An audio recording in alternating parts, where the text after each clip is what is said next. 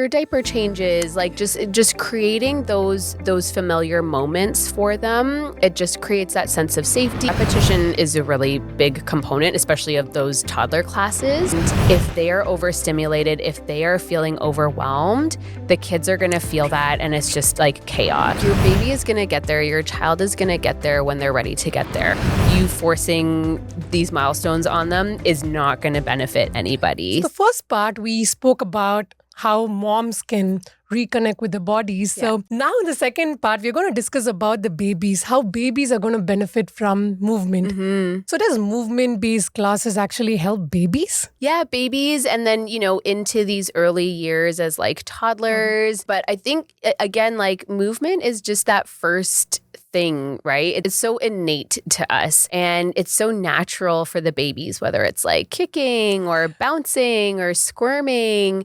And it's really so integral for their development because it's how they are kind of figuring out where they are in the world and how they are in space, right? And kind of figuring out like, oh, I can do these things. I can move my arms, and finding that sense of sort of like autonomy. So yeah, I think anything where you are incorporating movement or just observing that movement with your baby, bringing them into a yoga class with you or a fitness class with you, they're seeing you, they're witnessing you, right? And then that will eventually turn into them mimicking you and following you, right? So yeah, it's so important. Yeah. So it's not just when we say movement, we just think about the physical part, like moving our hands, but there's so much emotional development that's happening. Totally. Yeah, like you said, every time when the baby mimics, there's a learning that's happening right there. Yeah. Also, do you see bonding that happens when mom and the baby, they move together? Yeah, absolutely. Which is why I love, like, even my toddler dance classes, the caregivers, the parents, they are in there. And I'm always encouraging them to also get up and move. And coming from a dance background, my husband is also a dancer. So there are a lot of dance parties that happen in our household. And yeah, I think from those early stages too, when I see the moms moving with their babies, like there's specific places where I say like, you can put your baby here. So they're right in your eye line. You can move through some of these postures, and we add like sounds for the babies. We add like little parts where we can like stretch forward and tickle our babies, and we really engage the babies as well. So it's not just, come in and do the class and your baby will just like kind of sit there. Like I make it really, really interactive for them as well, because that's what they need, right? They just need that one-on-one time with you and that sense of bonding. And again, like that's how they learn, right? And that's how they will eventually start to kind of mimic that and figure out their own bodies. So I think it's really important because that's where that emotional development is going to come into, right? Like that finding that bond with you. And it's really beautiful to witness. It's like my favorite thing in the world for sure. Yeah. So I remember now my daughter is trying to, like she's starting to hold and get up, starting to stand. Or if I help her, she just starts like dancing, bouncing. She just loves that. And again, so when we talk about repetition, so babies love repetition. So how do you consciously incorporate that as a part of your sessions? Yeah.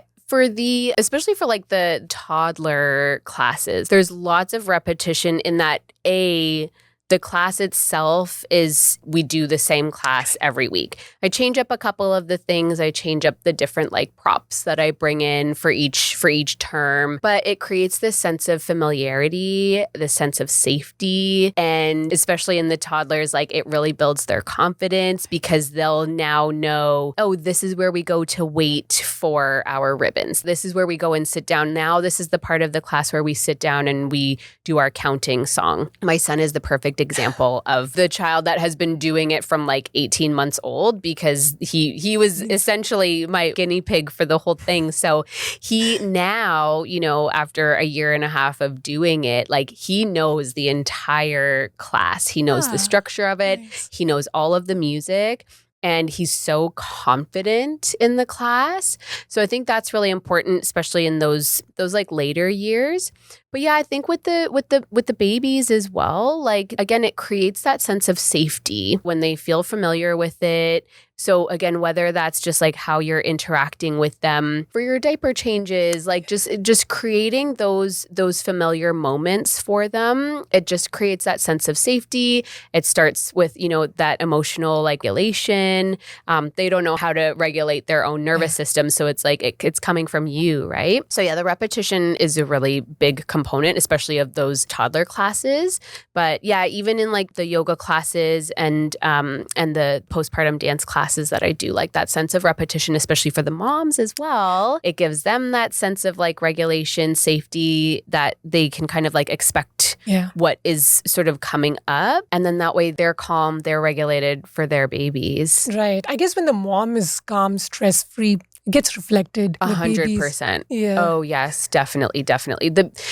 It's all energy. It's all energy. And the babies, that's what they go off of, right? Like they can't understand your words. And so it's really about your vibration. And I talk about this a lot too with educators, because I work with educators, like some professional development workshops with educators and in early learning spaces, because it's such a high stress job. They have so much to take care of.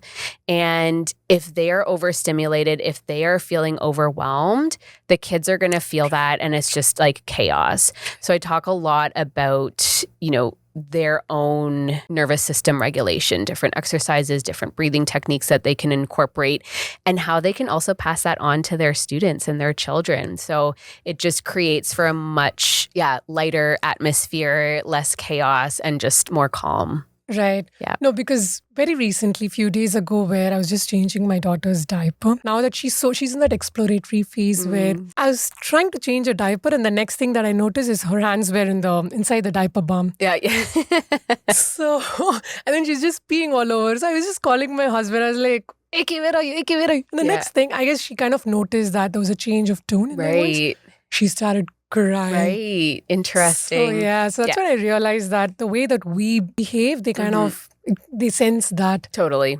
And talking about the milestone, as parents, we try not to, but we fall into that comparison trap because we see friends having kids around the same age group. So also we get asked, 4 months is the baby rolling over or closer to 6 months crawling. Yeah. So how can parents consciously not fall into that comparison trap? I mean, it's so hard to, especially with social media and like just like being on Google all the time, right? And exactly falling into that comparison trap, I think it's really hard to avoid it. But I think if you kind of look at like milestones as, there's no sort of like fixed point. It's like your baby is going to get there, your child is going to get there when they're ready to get there. We are kind of in the phase now where we're like potty training. And I'd say like a few months ago, we really tried to force it. Like my son was not ready for it.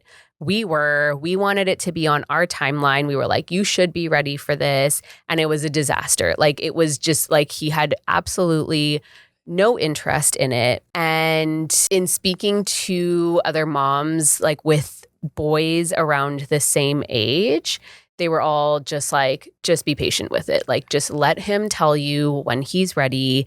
And now he's slowly starting to be interested in it. Like, he wants that sense of control.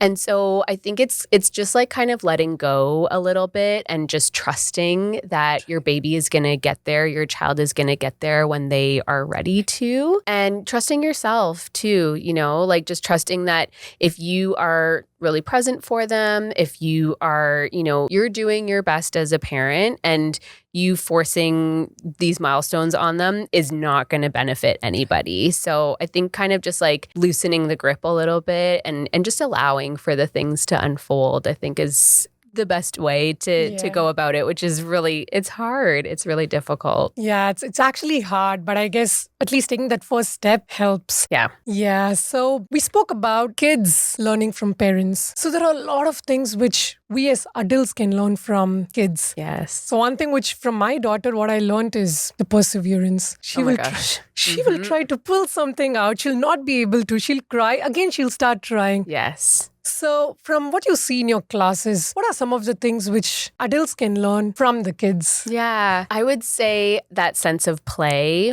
And again, this is why I always encourage the moms, the dads, the caregivers to get up and do the class with us. It gets everyone moving, right? We're all here, like, let's all move our bodies together. It encourages the kids. But then there's like just this sense of play, right? Where it's like, okay, I'm here and like, there's no judgment. I'm running around like just being so silly as I lead the class. And so I think it kind of, them seeing their kids in that sense of play and that sense of curiosity, I think it allows for them to explore that as well. Like, part of why I created the class and the company too is like, this is for very much for my inner child as well. Like, I want to run around and play with ribbons and just like spin around a dance studio without feeling the need to be perfect, without feeling the need that like, oh, okay, if I make a mistake, like the kids don't care about that, And so allowing the space for their creative expression to grow and to just like kind of run free, it also gives the parents permission to do that as well. Yeah, so we become kids around kids is what I realize. So whenever like they babble, we end up talking is like, oh, totally. Really? How is it going? Yes. This pretty much brings us to the end of this episode. And thank you, Charlene, for your wisdom, your experience, and sharing a lot of things about your class and about child development. And thank you so much for watching. And I'm sure that this episode has helped all the new moms to get clarity for not bouncing back, to take it slow, take those baby steps, and do not fall into the comparison trap. At the same time, spend as much time as you can with the baby. And even maximum that if you can do is just walking around with the baby. That also makes a huge difference, just being there for them. So until next time with another guest, thank you so much for watching. Thank you.